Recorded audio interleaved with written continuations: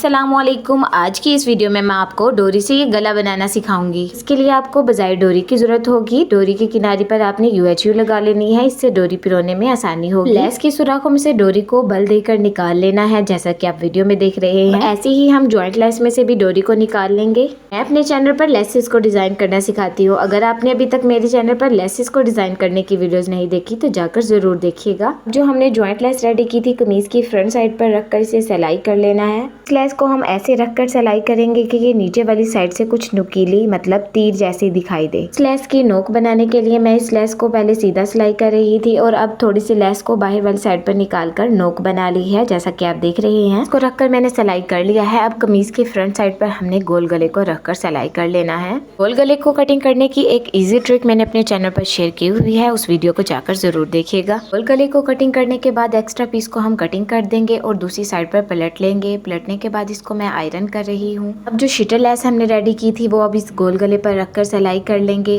मैं जरूर बताइएगा कि ये ट्रिक और ये डिजाइन आपको कैसा लगा। इस लेस को मैं गोल गले पर रखकर सिलाई कर रही हूँ। अगर आपने लेस से पाइपिंग बनाने की वीडियो अभी तक नहीं देखी तो चैनल पर जाकर जरूर देखिएगा, वो मेरी मोस्ट वायरल वीडियोस में से एक है। ऐसे ही यूनिक आइडियाज के लिए वीडियो को लाइक और चैनल को सब्सक्राइब करना मत भूलिएगा। अल्लाह हाफिज।